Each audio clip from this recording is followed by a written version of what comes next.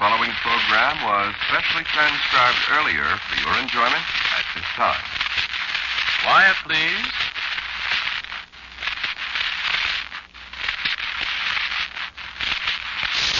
Quiet, please.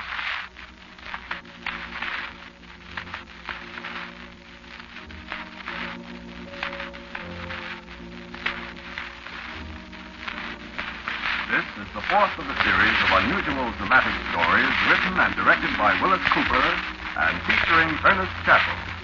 Today's story is called The Ticket Taker.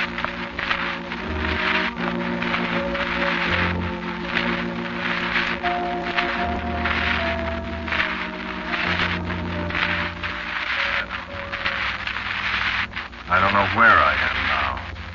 I've been wandering around for so long, I don't know where I am, all by myself. Nobody seems to know me at all. Only thing I know for sure is one of these days I'll run into him, and then it'll all be over. I keep listening for him. Every place I go, I keep listening for that jingling, the shuffling footsteps, and that whining voice. And I know I won't be ready for him when I do hear him. You know, you're never ready for the guy with the bad news. And he is bad news.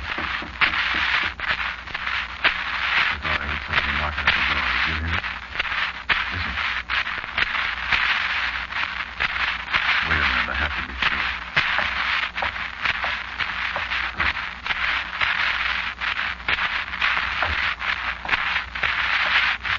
Nobody there. Guess I'm hearing things. Don't mind me, I'm always listening for him. You ever do that? Well, you know that. You get to hearing a lot of things. Mostly things you don't want to hear. Doc used to talk about hearing things at night. Doc was a Scotchman. He used to say Scotchmen could hear things at night that other people couldn't. That guy could tell you stories that make your hair curl. I wish I hadn't listened to so many of them. There was a thing he used to say. I can't do that Scotch dialect. But it was about witches and warlocks and things that gangs bump in the nick. Things that gangs bump in the nick. I got my share of them, brother. I listened for them.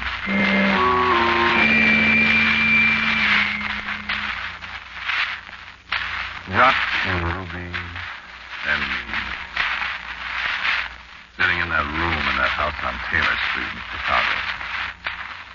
Sitting there all day long with the window shades down and $22,418 there on the table. Sitting there all night long with one of us always awake with a rifle, leaning against the window. I'd wake up at 2 o'clock in the morning, and there'd be Ruby counting the money again. And the little red glow that came in the window from the neon light in the saloon across the street.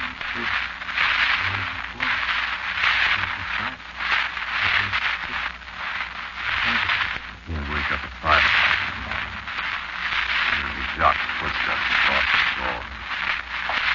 He'd sing some old Scotch song.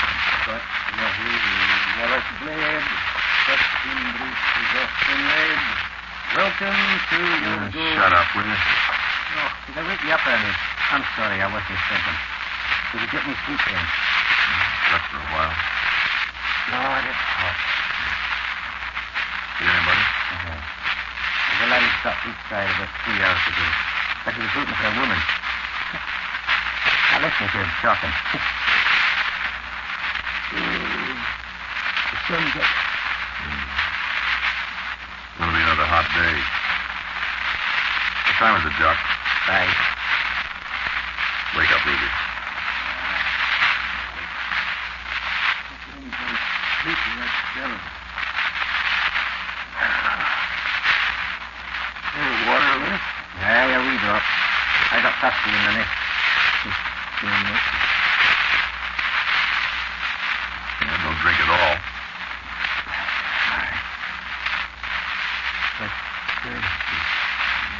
Friday. Drink the water.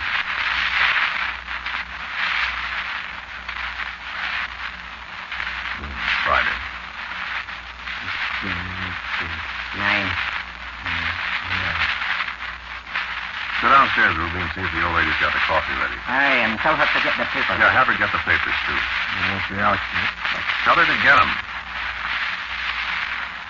Oh, I want to get out of here. Oh, certainly all. Maybe this will be the day. I'll get carried away. When I leave, I want to leave for good. Go ahead, Ruby. All right. How much longer, do you think, Ernie? Not much, I hope. Well, they got Goody in jail. You can't hold them. You know they haven't got anything on them. If I was Goody, I'd want to stay in jail. You too. Keep your eye out that window. Nobody. I think we're getting away with it, Ernie. You'll see. Oh, boy, I'm hot. Hot in more ways than one, Larry. Hot in more ways than one. It's a bad joke. That's a strictly no good joke. But it's true. We are hot. Hot in that $2 pistol. Frank Gaffney died yesterday at Taslet Hospital with a row of bullet holes across his belly you could see through. And if Frank's boys ever find out who did it, somebody's going to die the hard way. I was glad to come back to the yard to cut off his friend. But it's a laugh. Everybody knows Beatty Brandish was Frank's worst enemy. Beatty shot off his mouth a lot of times about making Undertaker bait out of Frank. Beatty oughtn't to drink so much. So what happens? Frank gets a roll of 45 caliber kisses across his front porch, and boom, everybody's hollering for Beatty. Even the cops go for it. And before you can say yucksy mush, Beatty's in the can, Frankie's boys are looping and polishing cannons for Beatty when he gets out.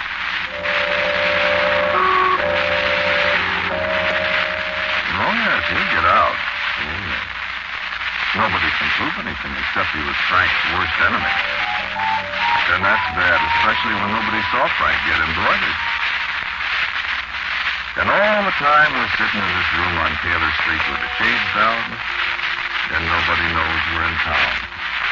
And we've got $22,418 on the table. All we gotta do is wait. Wait till the cops toss Beatty out of the case. Wait till the Lugans from back of the yard catch up with Beatty and give him that old Chicago farewell. We didn't even know Frank Gaffney. Old lady that sells flowers put the big fat finger on him for us. Funny how flowers and lot killings get mixed up together in Chicago, ain't it? Remember Beatty O'Banion? Had that flower shop across from Holy Lane? They mowed him down among the sweet peas a long time ago. And here's Frank Gaffney got flowers from Beatty's old shop. Anyway, you see, it's a sweet deal if we can hold out till Beatty gets paid off for something he didn't do. The Rubens will be satisfied, and they'll put the artillery away and figure it's a deal. And Ruby and Doc and me will take a very, very fine powder for that $22,418, and everybody will be happy.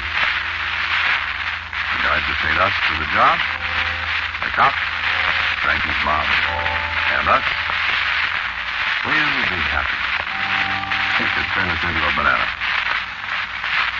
The door busted open. Hey, I got this.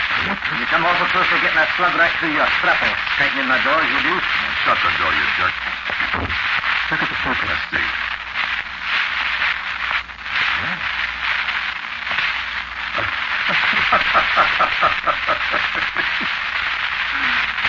Goodbye, Beatty. Here, let me see.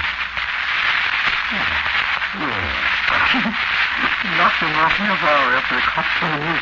Running and Bowman Avenue. There's a long way from home, Rudy. Those Gaffney lads are everywhere, Rudy. They're all back here in the noodle. What? Their job's done. They're finishing up a good next week. When do we get out of here, Rudy? Any minute. Today? You wait another couple of days. Just to be on the safe side. I can take it here. I have to get for 9 days. I need Ruby. One more day will help you. Just like Ruby. take any chances we don't have to. I want to get out of here. Shut up and let us read the papers. We'll be out soon enough. Maybe we could put the window curtain up now. No. You're clean, Jack. You're the clean and we're well over here, Ruby. What's happening, Major? Yes, we'll count the money again, Ruby.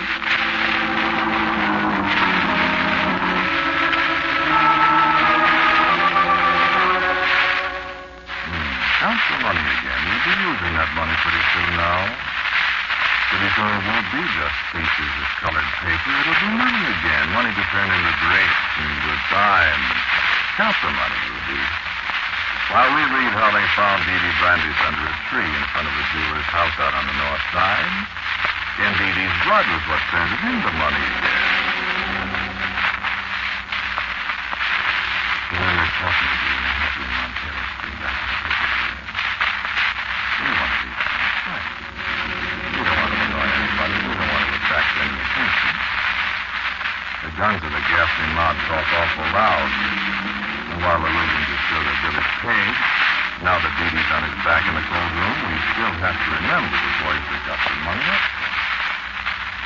One crack in a Wabash Avenue tavern. It could be our turn, too.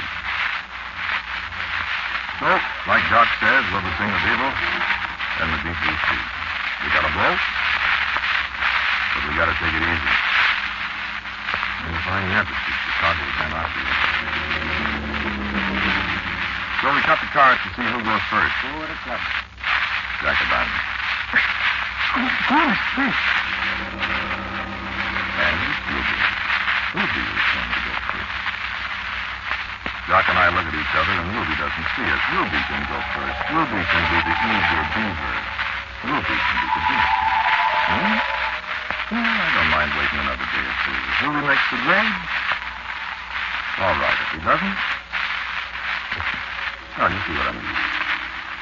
He doesn't need her.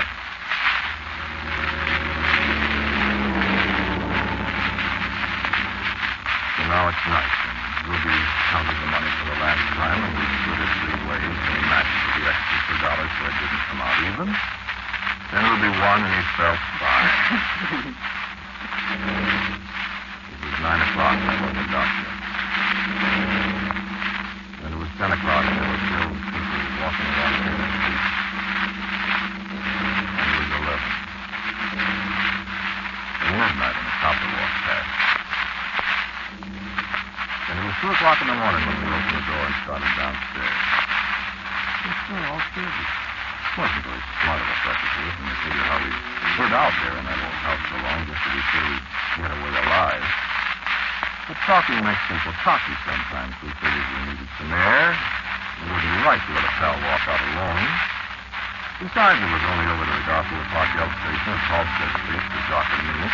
Ruby was going to take the L there and ride out to Cicero Avenue and then grab a streetcar south to the airport. I'll get off a couple of blocks this time of the airport so I can kind of take it in case there's anybody here or not. Oh, there won't be anybody, Ruby. You're all set now, Ruby? Perfect, yes, sure. I'll be on old flight 24, 410. By the time you guys break up, I'll be in New York. And you'll meet us at Ted's place next Thursday afternoon. Boy, New York. And see you don't go getting lost. I've never been in an airplane before. Hope it don't break up. Well, don't forget the name you're using either. Mr. Masterson. Mr. Burt Z. Masterson of Des Moines, Iowa. First nobody asked me about this name. I ain't never been there. You don't talk so much, Mr. Masterson. I'm happy, Doc. Now, tell us about that New York life. What's the name? Go. What's the name?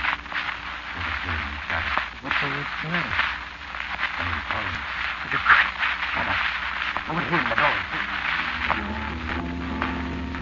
The old factory building was full of doorways. The 3 of us huddled in that thick, wet darkness and sweat swept. The streetlight half a block away was the second one got to the lobby. The only sound in the thick, sticky night was the lonesome whistle of a lake leg, triumphant and inevitably 3 miles away. And then we heard it coming. There was something coming.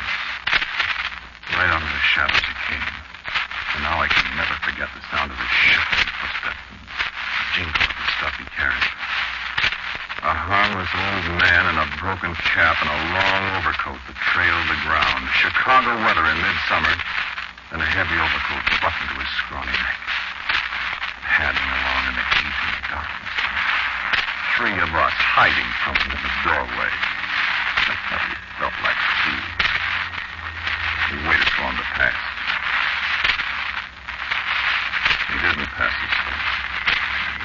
Straight to the shadowy doorway the old man came. I was sure he couldn't see us in the dark. Those vacant eyes he turned toward us were sharper than I thought.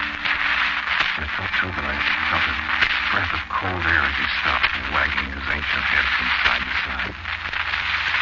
I thought, too, of the warlocks and witches and the things that go bump in the night that Doc was always talking about. The old man flying that. One of you gentlemen going on the elevator. How did he know that? I know one of you gentlemen going on the elevator. Who was he? How did he know? Was he? What do you want, old man? You're not the one going on the elevator, sir. Here, old man. Here's a porter. Now, wash him and go to your bed. I can't, sir. I've got work to do. This isn't the gentleman either. He was looking at me, ignoring the 2 bits that Jock held out to me. You're the gentleman. I'll have your ticket, if you please, sir. Ticket what? Your ticket, please. I haven't got any ticket, old man. You don't buy tickets in the elevator. You've got a ticket, sir. You have to have a ticket. Listen, I tell you, I didn't get it, Ruby. Here comes a train. It won't be another for an hour. Okay, so long, guy. I'll have to have your ticket, sir. Here, old man. You haven't got a ticket? What are you, nuts? You've got a ticket, sir. Look in your pockets. I have to have your ticket. Get out of the way. In the right-hand pocket, sir. Tell you. That's it, sir. Thank you very much. Now I'll just punch it for you so it's all right. You can go now, sir. Take it quick, Ruby. We'll take care of the old fool. Good luck, sir. Look, I don't know where that ticket came from. Easy, you'll miss the train. Oh, okay. I'll see you Thursday. So long, honey. So long. Well, he's gone. Now, old man. Hey. Old man. Andy, where'd he go?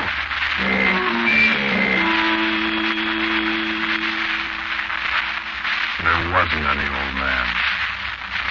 Doc and I stood there on the deserted street all by ourselves with the roar of the L train easing away westward in the early morning with Ruby on his way home. There wasn't anybody there but the 2 of us.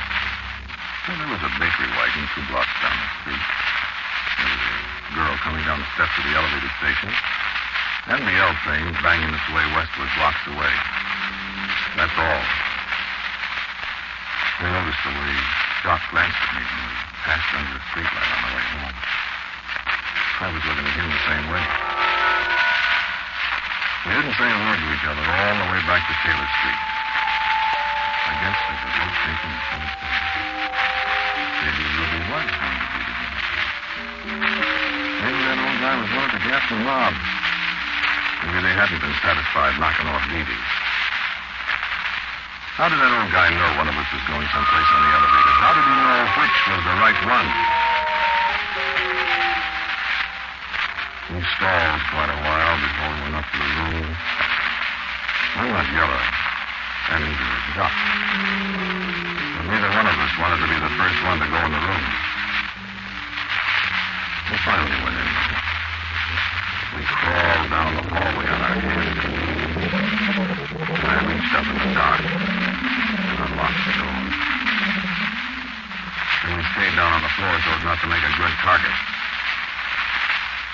We didn't need to go through all that routine. There wasn't anybody in the room.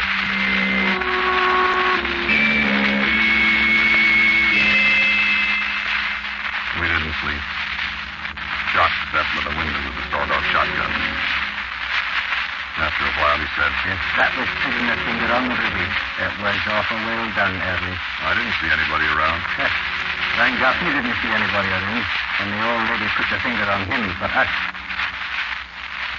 We got the news from the paper. We heard the kids down the street hollering extra. Doc and I looked at each other without saying anything. You know what we thought. We thought the headlines would be something like Gaffney Mob Blasts Gunman, with Ruby's picture on the front page. That wasn't the headline, though. The big story was about an airliner that crashed on the takeoff at Municipal Airport at 4:10. Everybody on board was killed. name at the head of the passenger list was J.P. Masterson of Des Moines, Iowa.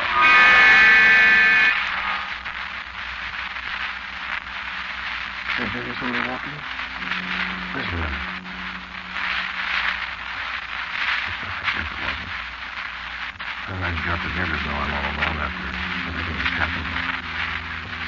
I hear things all the time. Well, sure I'm alone. No, Jock's it. Didn't I tell you about Jock? I was talking about Ruby and the plane crash. Look, about Jock. Jock and I decided the old ticket taker wasn't one of the guys. He couldn't be. How could a crazy old man have anything to do with an airplane crash? It ain't possible, is it? Well, it wasn't. Well, what was that ticket that Ruby had? I was sworn Ruby didn't have any ticket except a plane ticket. We each had plane tickets. That was part of the deal, you see. All we had to do was call up and make our reservations whenever we wanted to get out of town. That's all the tickets we had. Doc and I got to talking about that a couple of days later. Well, I didn't tell who the old man was, nor what he had to do with it all. But that's warning enough for me, Ernie. What are you going to do? Look, Larry, the plane ticket didn't cost me anything, you see.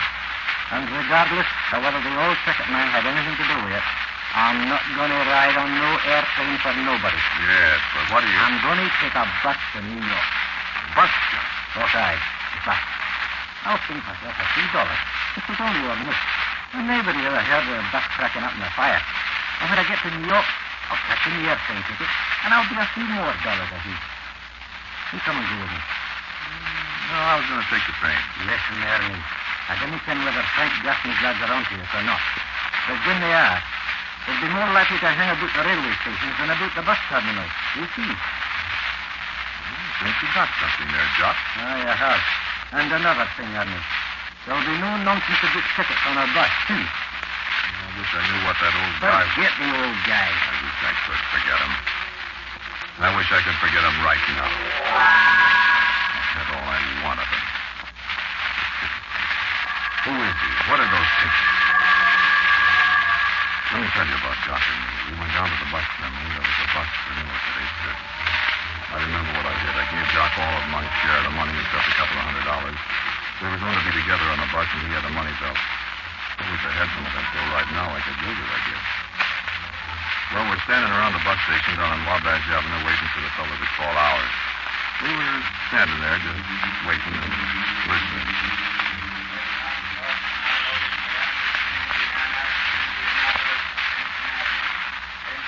Then all of a sudden, there was one of those silences. And I heard something.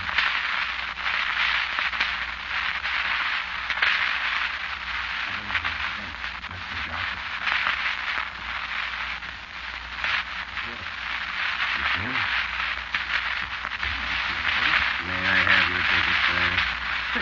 What did you do for? I came for your ticket, sir. Another ticket? Your ticket. Please, I haven't got very long to wait. I haven't got anything but my bus ticket. Yes, you have. Look in your pocket. Who are you, old man? I want his ticket. He hasn't got anything. Yes, he has. I haven't got it. In your pocket. Well, yeah, I haven't got it. Yes, that's it. Thank you. I wish you a very pleasant journey, sir. Now, wait a minute. I want to know who you are and... Ernie. What? Goodbye, old man. Listen, Doc, I'm going to find out about Shut this. up and let him go. Where'd he go? Never mind where he went. Listen. Rammed into the Let crowd. him go. We're going to top the old boy this time. Well, what are you going... Listen. I think he knows what bus we're going on. I'm going to just fix our tickets real fast. And we'll take the next one, see? Yes, but what... Look out and buy some cigarettes or something. And I'll go get the tickets, see? While he's watching you. Go on, beat it. Meet you here in 5 minutes. I don't like it. I don't like it at all, but Jock has got a good idea, so I'll try it. He goes to the ticket window. I use my way through the door out into the street. And up in your cigar. Cross up this thing. Ticket taker, won't you? How does he arrange that airplane traffic? He won't give Jock a need. I come out. I don't see him anywhere.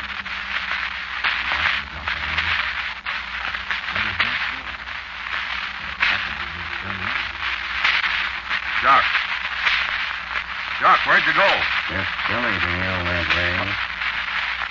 Where did you come from? I was watching your friend. Where is he? He's gone. What? He's gone, friend. Did he run out on me with all that money? Oh, no. Well, where is he? You wouldn't want to see him now, friend. He had an accident. He had what? He fell in front of the bus over there. I'm afraid he's dead. What are you telling me? Oh, quite all right, you know. I have him ticketed.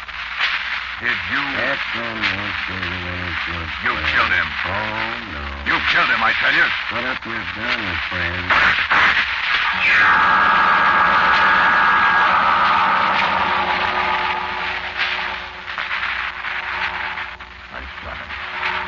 I shot him right through the chest twice. I was 6 inches away from him, and I couldn't miss. I couldn't miss at that distance, could I? I figured that he was one of the gassy mob. He'd get me anyway, so I was going to go out with a bang. Right through the chest, I shot him. And you know what? He wasn't there at all. There wasn't anybody there at all, except a copper from Harrison Street, staring at me as if he thought I was a nut. What are you shooting at, Bud? That old man, I got him. What old man? The ticket taker. He killed my friend. He's one of the Gaffney mob. What old man you talking about? Where is he? You crazy or something, Bud? Shooting holes in a brick wall? He was right here. There ain't nobody there. Give me that gun. He's got away. Listen, cop. I'll have the gun, Bud. All right, you people, move on. Come on, Bud. It's 30 days for shooting off guns in public places. Why, you might have hurt somebody.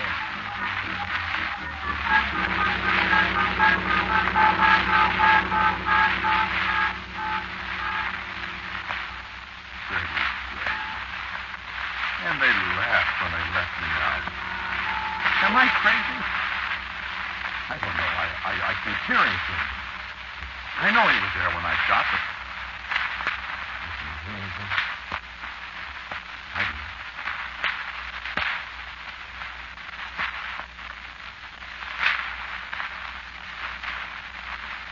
Don't tell me I'm nutty. Listen.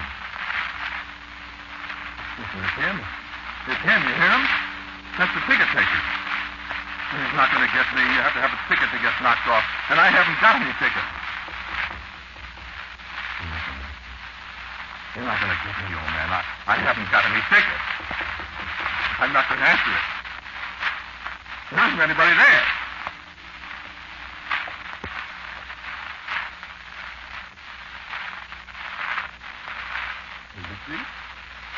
You see? There wasn't anybody there. There isn't any ticket taker. I've been dreaming things. All the time I've been dreaming.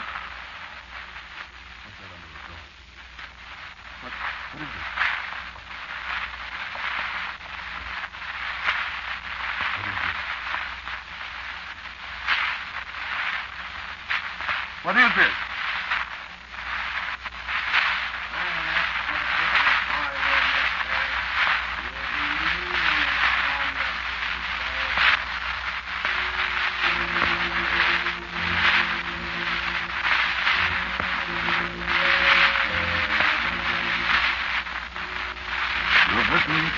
Quiet Street. It was written and directed by Willis Cooper. The man who spoke to you was Ernest Chappell. First Lloyd Buckley was the ticket taker.